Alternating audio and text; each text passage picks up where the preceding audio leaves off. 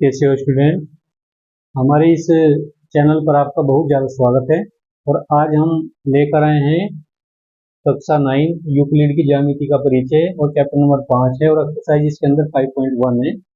5.1 जो है कराई जाएगी।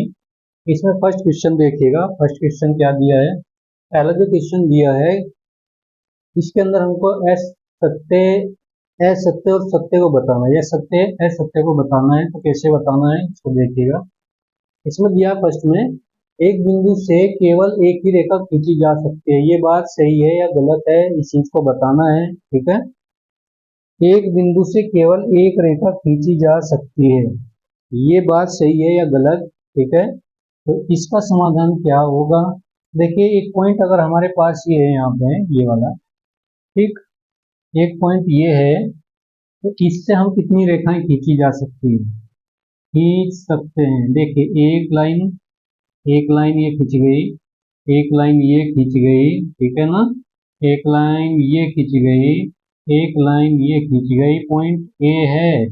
और इससे कितनी रेखाएं आप खींच सकते हैं, आप देख रहे होंगे। ठीक है, किसी बिंदु एक से अनेक रेखाएं खींची जा सकती है, लेकिन इसके अंदर क्या बोला कि एक बिंदु से केवल एक ही रेखा खींची जा सकती है। तो इसकी ये जो बात है ये बिल्कुल गलत है और असत्य है। ठीक है, असत्य है। एक बिंदु से अनेक रेखाएं खींची जा सकती है, लेकिन इसके अंदर कहा गया कि एक बिंदु से केवल एक ही रेखा खींची जा सकती है। लेकिन एक बिंदु से कितनी रेखा खींची जा सकती है, अनेक रेखाएं खींची जा सकती हैं। ये एल है, ये एम है, ये एन है, ये पी है, ये क्यू है। पता नहीं कितनी रेखाएं आप इससे खींच सकते हैं, और भी रेखाएं खींच सकते हैं। देखिए, जो बिंदु ए से होकर जाएगी, ठीक है, एल डैश कह लीजिएगा। तो ये बात इसकी गलत है। नोट में हम क्या लिख सकते हैं, नोट में लिख देते हैं। ठीक है, एक बिंदु से, ठीक है, एक बिंदु से अनेक रेखाएं, अनेक रेखाएं, ठीक है, खींच सकते हैं या खींची जा सकती है, खींच सकते हैं। तो जो स्टेटमेंट इसमें दिया है ये बिल्कुल गलत दे रखा है। एक बिंदु से अनेक रेखा खींची जा सकती हैं, कोई एक रेखा नहीं खींच सकते। बात समझ में आई। ओके, नेक्स्ट देखिए, सेकंड पार्ट में क्या बोला इसमें, दो भिन्न बिंदुओं से अनेक रेखाएं खींच सकते हैं। ये बात सही है गलत, ये बात भी इसकी बिल्कुल गलत है। क्यों गलत है, ठीक है, ये बात असत्य है, असत्य बात बोली है इसने। दो अलग अलग पॉइंट अगर हम ले लेते हैं, दो अलग बिंदु ले लीजिए, ये एक पॉइंट ये ले लिया, एक पॉइंट ये ले लिया, क्या इससे अनेक रेखाएं खींची जा सकती हैं, बताइए आप। खींच सकते हैं, बिल्कुल नहीं खींच सकते। ठीक है, एक ये कह लीजिए, एक पॉइंट ये कह लीजिए। तो दो बिंदुओं से केवल एक ही रेखा खींची जा सकती है, तो ये बात इसकी बिल्कुल गलत है। नोट में लिखेंगे यहाँ पे, नोट, नोट के अंदर क्या लिखना है, नोट, दो बिंदुओं से, दो बिंदुओं से, ठीक है, बिंदुओं से केवल, जैसे लिख लेते हैं, केवल एक रेखा, ठीक है, खींच सकते हैं, खींच सकते हैं। अनेक रेखा नहीं खींच सकते। अनेक रेखा केवल एक बिंदु से होकर जाएगी, लाइन तभी खींच सकते हैं। ठीक है, एक बिंदु से अनेक रेखा खींची जा सकती है, लेकिन दो बिंदुओं से केवल क्या कर सकते हैं, दो बिंदुओं से केवल एक रेखा खींची जा सकती है। ये दो पॉइंट ले रखे, इनसे केवल एक ही लाइन जा सकती है, अनेक लाइन नहीं जा सकती। तो जो ये बात इसमें लिखी है ये इसकी क्या है, गलत है। ठीक है, नोट में मैं लिख दिया, दो बिंदुओं से केवल एक रेखा खींच सकते हैं, एक से ज्यादा रेखा दो बिंदुओं से नहीं खींची जा सकती। लेकिन क्या है, अगर कहीं एक पॉइंट दे रखा है, मान ली एक पॉइंट दे रखा है, तो उससे अनेक रेखाएं आप इस तरह गुजार सकते हैं। ये वाली चीज, ये गई, ये वाली अनेक रेखाएं आप खींच सकते हैं, लेकिन दो बिंदुओं से केवल एक रेखा खींची जा सकती है। ओके, देखिए दूसरा क्वेश्चन नेक्स्ट में, दूसरा हो चुका है, फर्स्ट का ये तीसरा पार्ट है। एक शांत रेखा दोनों ओर अनिश्चित रूप से बढ़ाई जा सकती है, ये बात बिल्कुल इसकी सही है। ठीक है, इसको लिख देते हैं, ऐसे लिख देते हैं, ये बात इसकी बिल्कुल सत्य है। ठीक है, जिस तरह ये लाइन दे रखी है इसको कहीं तक बढ़ा दीजिए, इसको आगे तक बढ़ा दीजिए, इसको पीछे तक बढ़ा दीजिएगा। पी क्यू हमें जो है एक लाइन ले रखी है, इस लाइन को, ये शांत लाइन है, और इस शांत लाइन को आप कहाँ कहीं भी बढ़ा सकते हैं, शांत रेखा। ठीक है, इसको आगे तक कहीं तक बढ़ा दीजिए जहां तक आपकी इच्छा है, इसको पीछे तक कहीं तक बढ़ा दीजिए जहां तक आपकी इच्छा है। ठीक है, तो शांत रेखा को हम दोनों ओर अनंत सीमाओं तक बढ़ा सकते हैं। ठीक है, तो ये इसमें लाइन है, पी की कोई रेखा है जो शांत है। ठीक है, इसको इधर भी बढ़ा सकते हैं, इसको इधर भी बढ़ा सकते हैं, कहीं तक भी इसको बढ़ाया जा सकता है। तो ये बात इसकी क्या है, बिल्कुल राइट है। देखिए इसमें नेक्स्ट क्वेश्चन है, ये फर्स्ट का ही चल रहा है, फोर्थ पार्ट। यदि दो वृत्त जो है बराबर हैं तो उनकी जो त्रिज्याएं होंगी वे भी आपस में बराबर होंगी। ये बात भी सही है, सत्य है, सत्य कर देते हैं इसको, ये बात सत्य है। ठीक है, बराबर होती है। कैसे बराबर होती हैं, अगर हम ले लेते हैं, एक सर्कल ले लीजिएगा, ये सर्कल ले लीजिएगा, मान लीजिए इसकी जो रेडियस है, त्रिज्या है, ये त्रिज्या है, यहाँ पे इसको ओ कह लीजिए, इसको ए कह लीजिए, ये इसकी त्रिज्या R1 है, 3 सेंटीमीटर। ठीक, एक दूसरा सर्कल अगर हम लें, सर्कल ये फर्स्ट वृत्त हो गया, फर्स्ट वृत्त। ठीक, अब एक सेकेंड वृत्त लें, दो वृत्त हैं जो आपस में बराबर हैं, उनकी त्रिज्या बराबर होती है, ये बात सही है, क्योंकि ये तभी बराबर होंगे अगर इनकी परिधि बराबर हो, इसका क्षेत्रफल बराबर हो। ठीक है, इसकी त्रिज्या बराबर हो। दूसरा भी सर्कल हम ले लेते हैं, दूसरा सर्कल। ठीक है, रेडियस इतनी रखनी है, हमें यही रखनी है बिल्कुल, और इसको कह दीजिएगा आप ओ डैश। ये जो रेडियस होगी यहाँ पे, ये वाली रेडियस, ये त्रिज्या है इसकी, ये वाली ये त्रिज्या है, और ये बी कह दीजिएगा। सही है, ओ डैश कर लें, और यहाँ पे जो R2 है, इसकी रेडियस हम ले लेते हैं 3 सेंटीमीटर। अगर इस वृत्त को इसके ऊपर रख दें, सेम सेम हो जाएगा, एक दूसरे का पोर्शन दिखाई नहीं देगा। अगर इसको इसके ऊपर रख देते हैं तो ये पूरी तरीके से ढक जाएगा। ठीक है, तो एक दूसरे के संपाती होंगे, अगर इनकी त्रिज्या भी आपस में बराबर हो तभी हो सकते हैं। ठीक है, अगर इनकी परिधि भी बराबर हो। ठीक, वर्त बराबर तभी होंगे जब इसको उठाएं और इसके ऊपर रख दें। अगर इसको उठाकर इसके ऊपर रख दें दूसरे वाले के, ठीक है, तो ये संपाती होंगे, इसका कोई भी पोर्शन हमें दिखाई नहीं देगा। लेकिन ये तभी संभव है जब इनकी रेडियस आपस में बराबर हो, यानी R1 बराबर R2, कितना, 3 सेंटीमीटर। 3 सेंटीमीटर की त्रिज्या हमें ले रखी है इसके अंदर, ये जो हमें लिखा है ये सेंटीमीटर है, यहाँ पर सेंटीमीटर, ये है सेंटीमीटर, ये वाली। तो ये बात इसकी क्या है, बिल्कुल सत्य है।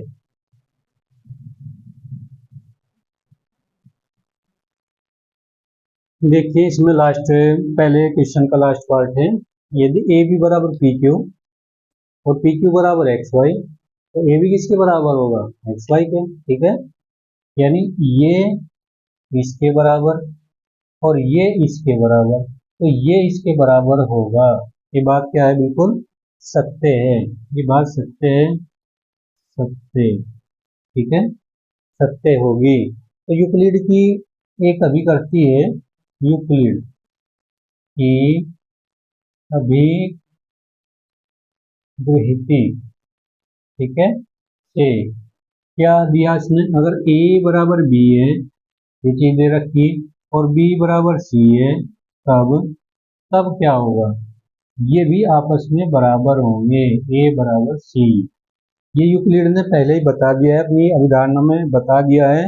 अगर ये इस तरह है, ए बी के बराबर बी सी के, तो ये दोनों भी आपस में बराबर होंगे। तो ये बात इसकी क्या है, बिल्कुल सत्य है। ठीक है, बात समझ गए ना, तो देख सकते हो आप, ये देख लीजिएगा।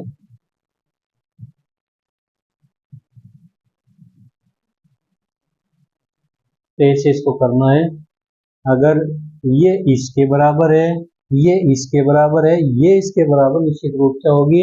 तो जो ये बात इसने लिखी है और चित्र दिया है ये बिल्कुल सत्य है। ठीक है, तो ये क्वेश्चन कंप्लीट हो गया, फर्स्ट वाला क्वेश्चन कंप्लीट हो चुका है। ठीक, आगे चलते हैं फिर। देखिए दूसरा क्वेश्चन है, दूसरे का फर्स्ट है। इसमें क्या कहा है कि इनकी परिभाषा देनी है, काफी पॉइंट इसमें दे रखे हैं। सबसे पहला पॉइंट यही है, समांतर रेखाएं किसे कहते हैं। ठीक है, सबसे पहले हम ये चीज लेकर चल रहे हैं, समांतर रेखाएं किसे कहते हैं। तो समांतर रेखाएं क्या होती हैं, दो लाइन समांतर होंगी। ठीक, दो लाइन समांतर होंगी अगर उनके बीच का कोण, ये दो लाइन समांतर हैं यदि थीटा बराबर 0 हो जाए, या में दो रेखाएं जो एक दूसरे को कभी नहीं काटती हो, ये भी समांतर रेखाएं कहलाती हैं। या ये कह दीजिए ऐसी दो रेखाएं या दो से ज्यादा रेखाएं जो एक दूसरे को कहीं भी प्रतिच्छेद नहीं कर रही हो, समांतर रेखाएं कहलाती हैं। तो यही परिभाषा हमें यहाँ पर लिखनी है। तो यहाँ लिखते हैं दो या दो से अधिक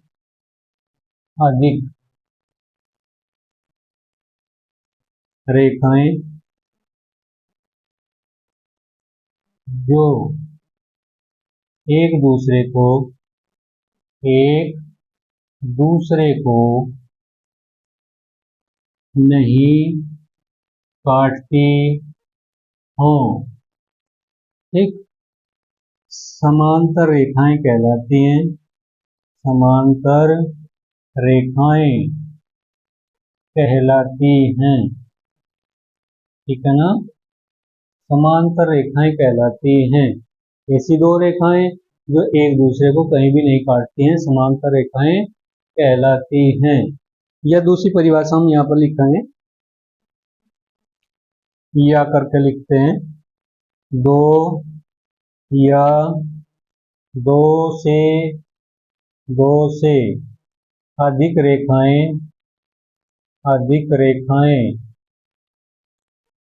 जिनके बीच का कोण, ठीक है, जिनके बीच का कोण थीटा बराबर 0 डिग्री होता है। ठीक है, एक दूसरे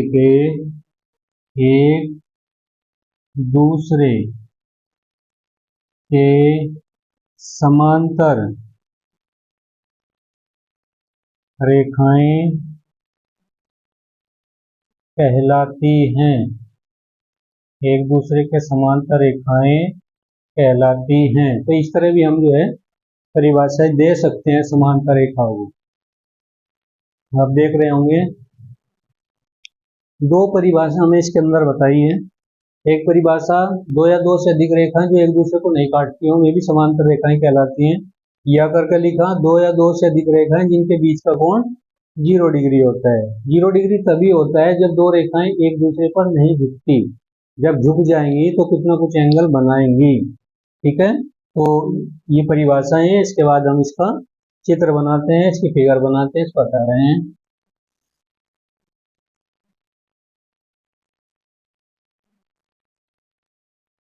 तो यहाँ देखिएगा,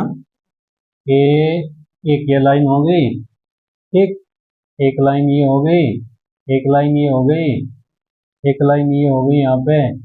ये सब समांतर रेखाएं हैं, लेकिन एक दूसरे को कहीं भी प्रतिच्छेद नहीं कर रही हैं, एक दूसरे को कहीं भी काट नहीं रही हैं। तो इसको L कह सकते हैं, इसको M कह सकते हैं, इसको N, इसको P कह सकते हैं। थीटा बराबर कितना 0 डिग्री, थीटा बराबर कितना 0 डिग्री, थीटा बराबर कितना 0 डिग्री। तो इस तरह ये सभी लाइन एक दूसरे के समांतर हैं, एक दूसरे को कहीं भी नहीं काट रही है। तो यहाँ लिख सकते हैं चित्र से रेखाएं L, M और N व P कैसी हैं, समांतर रेखाएं हैं। इस तरह लिख सकते हैं, समांतर रेखाएं हैं सभी की सभी, कोई भी असमांतर रेखा नहीं होगी। समझ रहे हो ना, ठीक है, गुड।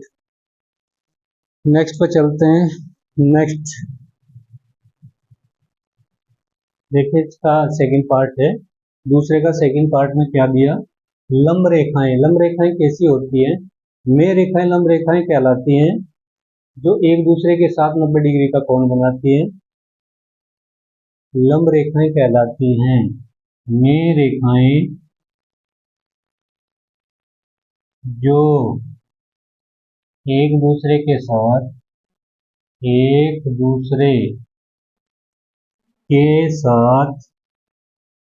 ठीक है, एक समकोण होता है 90 डिग्री का, एक समकोण 90 डिग्री, ठीक है, बनाती हैं में क्या कहलाएंगी, लंब रेखाएं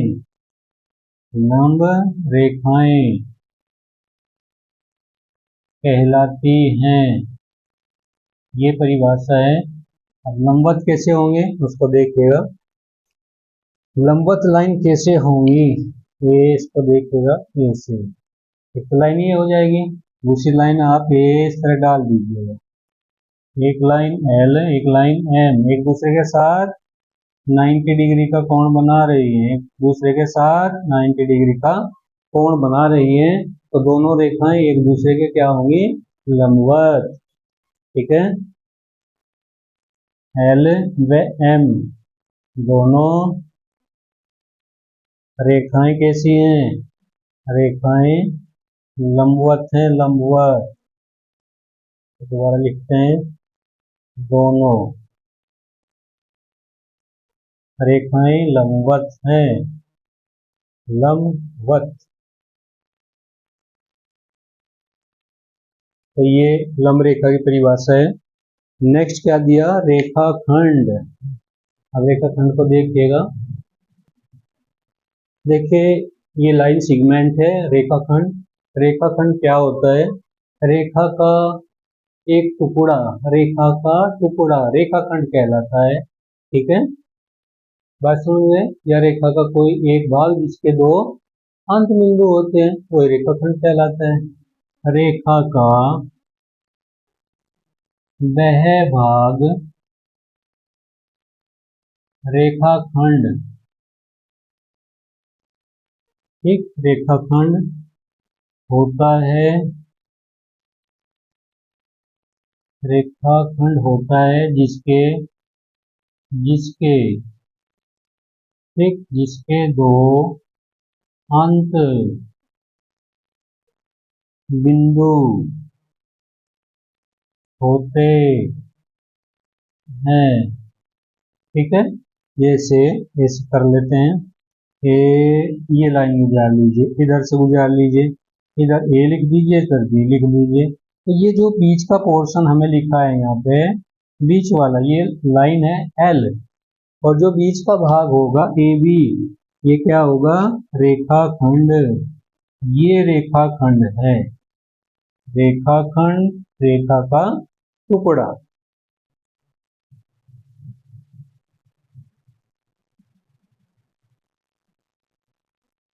वृत्त की त्रिज्या, ठीक है, वृत्त की त्रिज्या क्या होगी, एक सर्कल बनाइए, इसका केंद्र O कर लीजिए, ये जो डिस्टेंस होगी ये वाली, यही वृत्त की त्रिज्या है, ओपी वृत्त की त्रिज्या होगी, ये त्रिज्या है इसमें, ठीक है। इसकी परिभाषा जो है हम नेक्स्ट वीडियो में देंगे।